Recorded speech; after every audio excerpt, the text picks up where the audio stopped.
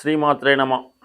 ఈ వీడియోలో మనం కన్యా రాశి వారికి డిసెంబర్ 16 నుంచి 31 మధ్యలో జరిగే పక్ష ఫలితాల గురించి తెలుసుకుందాం.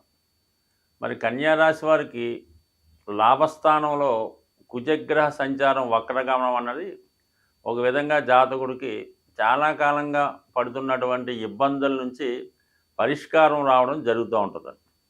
అలాగే 6వ స్థానంలో శని భగవాన్ యొక్క స్థితి మరి కొద్ది రోజులు మాత్రమే ఉండడం జరుగుతుంది. కాబట్టి జాతకుడు ఎప్పటిదాకా ఉద్యోగం రాకుండా నిరుద్యోగ ఉంటే మరి అతి తొందరగా ఏదో ప్రయత్నం చేయడం వల్ల మీ అర్హతకు తగిన విధంగా ఉద్యోగం లభించే అవకాశం ఉన్నది.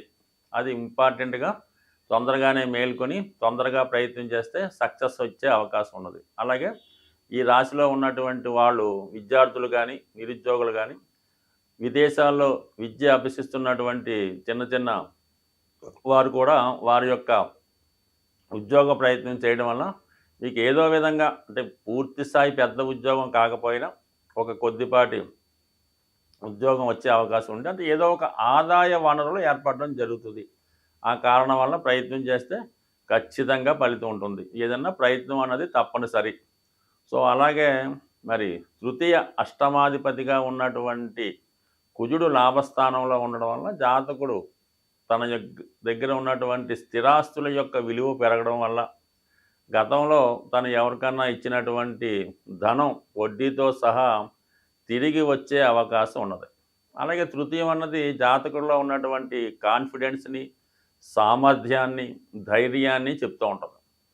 అటువంటి ధైర్యంతో మీరు సాహసంతో కూడుకున్నటువంటి ఏ కార్యక్రమం చేపట్టినా అది మీకు సక్సెస్గా ఉండే అవకాశం ఉందన్నమాట. అంటే కొంతమంది ఏంటంటే ఈ మోటార్ సైకిల్ రైడింగ్సు, అలాగే ఏదన్నా ఈ బాక్సింగు, ఈ స్పోర్ట్సు, గేమ్సు, అంటే గేమ్స్ అంటే ఆన్లైన్ గేమ్స్ కాకుండా ప్రాక్టికల్గా ఆడే గేమ్స్, అంటే శరీరాన్ని ఉపయోగించే గేమ్స్లో పాల్గొనే వారికి సక్సెస్ వచ్చే అవకాశం ఉంది. తద్వారా మీకు నేమ్ అండ్ ఫేమ్ కూడా వచ్చే అవకాశం ఉన్నది.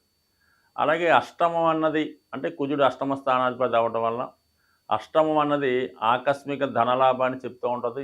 ఇన్సూరెన్స్కు సంబంధించిన ధనం చెప్తూ ఉంటుంది. అలాగే ఇతరుల యొక్క మరణం ద్వారా వాళ్ళ యొక్క వీలునామా ద్వారా మీకు వచ్చే ఆస్తి చెప్తూ ఉంటుంది. ఇక్కడ కుజుడు కాబట్టి అటు విధంగా మీకు ధనం కానీ స్థిరాస్తి కానీ వచ్చే అవకాశం ఉంది. ఇది రక్త సంబంధికుల ద్వారా మీ బంధువుల ద్వారా ఆకస్మిక ధనలాభం వచ్చే అవకాశం ఉన్నది. సో ఏదైనా లాభస్థానంలో కుజుడు ఇంచుమించుగా మరి ఇంకా ఒక 70-75 రోజుల పైనే సంచరిస్తూ ఉంటాడు. కాబట్టి జాతకుడికి ఏ అవసరం వచ్చినా సరే అన్నదమ్ములు కానీ రక్త సంబంధికులు కానీ సహకరించి జాతకుడి యొక్క అభివృద్ధికి చాలా అండగా నిలబడే అవకాశం ఉంది. కాబట్టి ఇంచుమించుగా మరి ఈ కన్యా రాశి వారికి లేదా కన్యా లగ్నం వారికి ఆర్థిక పరమైన సమస్యల నుంచి పూర్తిగా బయటపడడం జరుగుతుంది. అలాగే వారి యొక్క ఆరోగ్యం కూడా చాలా వరకు హ్యాపీగా ఆనందంగా ఉండే అవకాశం ఉన్నది. ఇక ముఖ్యంగా మరి పంచమ స్థానంలో సంచరిస్తున్నటువంటి శుక్ర భగవానుడు జాతకుడు యొక్క ప్రేమ వ్యవహారాలు సక్సెస్ అయ్యే అవకాశం ఉంది. వారిలో ఉన్నటువంటి టాలెంట్కి తగిన గుర్తింపు రావడం జరుగుతూ ఉంటుంది. అంటే ముఖ్యంగా ఈ కన్యా రాశి కన్యా లగ్నంలో ఈ సినిమా టీవీ రంగానికి సంబంధించినటువంటి చిన్న ఉద్యోగులు, టెక్నీషియన్సు, మిమిక్రీ ఆర్టిస్టులు, డైలాగ్ రైటర్సు, డబ్బింగ్ చెప్పే వాళ్ళంతా కూడా ఇంచుమించుగా ఈ కన్యా రాశి కన్యా లగ్నం వారు ఎక్కువగా ఉండడం జరుగుతుంటుంది. అటువంటి వారికి వాళ్ళలో ఉన్నటువంటి టాలెంట్కి తగిన గుర్తింపు రావడం వల్ల వాళ్ళ యొక్క రెమ్యునేషను పెరుగుతుంది, వాళ్ళకి గుర్తింపు లభిస్తుంది. ఒక పెద్ద నిర్మాత మీకు దృష్టిలో పడటం వల్ల మీకు మంచి అవకాశాలు కూడా ఇవ్వడం జరుగుతూ ఉంది.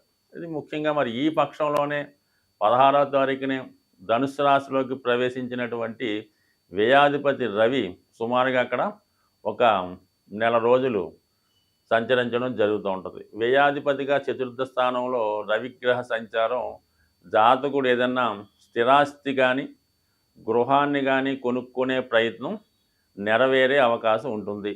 లేదా కొంతమందికి ప్రభుత్వ పథకాల ద్వారా కానీ ప్రభుత్వ సంబంధించినటువంటి క్వార్టర్స్ బంగళాలు కానీ జాతకుడికి అలాట్ అయ్యే అవకాశం ఉన్నది. అలాగే విద్యార్థులు లాంటి వాళ్ళు ఎవరన్నా ఉంటే వాళ్ళు మంచిగా చదువుకోవడానికి ఏదైనా హాస్టల్లో చేరడం కానీ లేదంటే ప్రభుత్వానికి సంబంధించిన హాస్టల్లో చేరడం కానీ జరిగే అవకాశం ఉంది. మరి కొంతమంది జీవనోపాధి నిమిత్తం సొంత ప్రాంతాన్ని విడిచిపెట్టి వేరే ప్రాంతానికి వెళ్ళడానికి కూడా ఈ గ్రహస్థితి చెప్పడం జరుగుతూ ఉంది. సో మొత్తం మీద ఏంటంటే కన్యా రాశి వారికి ఇంచుమించుగా అన్ని గ్రహాలు కూడా చాలా అనుకూలంగా ఉండడం జరుగుతుంది. ఎటొచ్చి రాశిలో ఉన్నటువంటి కేతువే జాతకుడు వచ్చిన అవకాశాలని వినియోగించుకోకుండా వదిలివేసే అవకాశం ఉంటుంది. కాబట్టి ఏదైనా మంచి అవకాశం వచ్చినప్పుడు జాగ్రత్తగా ఆలోచించి నిర్ణయం తీసుకుంటే శుభం కలిగే అవకాశం ఉంది.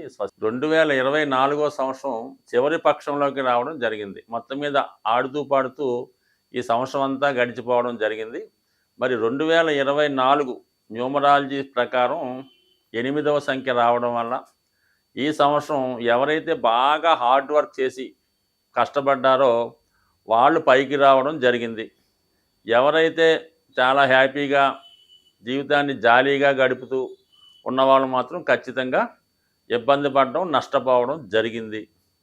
రాబోయే 2025 సంవత్సరం మొత్తం టోటల్గా 9 రావడం వలన గత సంవత్సర కాలంగా ఆగిపోయినటువంటి రియల్ ఎస్టేట్ వ్యాపారం తిరిగి పుంజుకోవడం జరిగింది. సాధారణంగా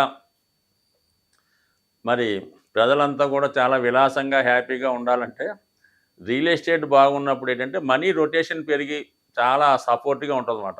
మరి అటువంటి రియల్ ఎస్టేట్ పెరగడం 2025 కాబట్టి చాలా వరకు ఈ సంవత్సరంలో నష్టపోయిన వారు రాబోయే సంవత్సరంలో తిరిగి దానికి 10 పొందే విధంగా మరి రాబోయే నూతన సంవత్సరం చెప్తుంది. మరి ఈ సంవత్సరంలో మన యొక్క గ్రహస్థితి నుంచి గ్రహాలు పెట్టినటువంటి ఇబ్బందుల నుంచి కష్ట నష్టాలని తప్పుకునే విధంగా భగవంతుడు 2 అపూర్వమైన అవకాశాలు ఈ పక్షంలో సంవత్సర చివరిలో ఇవ్వడం జరిగింది. అందులో వెరీ ఇంపార్టెంట్గా డిసెంబర్ 28వ తారీఖున వస్తున్నటువంటి శని త్రయోదశి. ఆ శని త్రయోదశి నాడు ఎవరన్నా చేసుకోవచ్చు.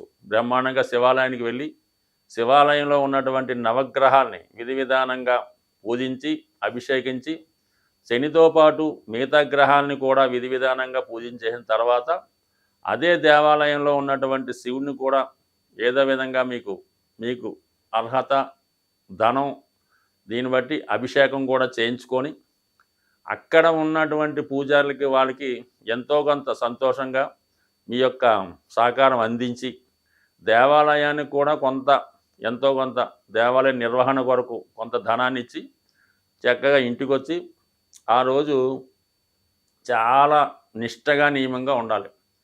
ఆయిల్తో చేసిన పదార్థాలు ఏవి తినకూడదు. ఇంకా దాన్ని బట్టి ఇంకా మిగతా గిన్వి తినకూడదు అన్నది అర్థమై. అలా చెప్పలేదు కదండి అని కొన్ని తినేవాళ్ళు ఉంటారు. కానీ ఎట్టి పరిస్థితుల్లో కూడా కేవలం ఫ్రూట్స్ అలాగే ఏదో జావ లాంటివి తాగడం, ఆ ఒక్కరోజు నేల మీద సాపేసుకొని సింపుల్గా పడుకోవడం, మంచాల మీద కానీ అలాగే మిగతా కార్యక్రమాల్లో కానీ భార్య పక్కన కానీ అలా పడుకోకుండా చాలా బ్రహ్మచారులుగా స్వామి అయ్యప్ప దగ్గరికి వెళ్ళినప్పుడు ఏ విధంగా ఉంటారో ఆ ఒక్కరోజు గడపండి. ఆదివారం పొద్దున్నే చక్కగా లేచి స్నానం చేసి సూర్య నమస్కారం చేసుకొని ఆదివారం కూడా మీరు నియమంగా ఉండాలి. అంటే కొంత పర్వాలేదు కానీ మందు గింజ అలాంటివి తాగకుండా ఆదివారం కూడా నియమంగా ఉంటే మరి అదే రోజు మాస శివరాత్రి కూడా వస్తుంది 29వ తారీఖు. కాబట్టి ఆ రోజు శివుడికి అభిషేకం చేసుకోవడం వల్ల అంటే మొత్తం మీద ఏంటంటే 28, 29 ఈ 2 రోజులు కూడా ప్రత్యేకంగా శని భగవానుడికి, శివుడికి, భగవంతునికి అర్పించి వీలైతే ఆ 2 రోజులు చాలా నిడారంభరంగా వేరే పని లేకపోయినా పడదు కానీ అది చేసుకుంటే ఖచ్చితంగా ఈ సంవత్సరం మీ యొక్క దురదృష్టంతో పోయి వచ్చే సంవత్సరం ఆనందంగా హ్యాపీగా ఉంటారని ఆశిస్తూ హ్యాపీ న్యూ ఇయర్ అనుకుందాం. 2029లో తిరిగి మళ్ళీ కలుసుకుందాం. స్వస్తి.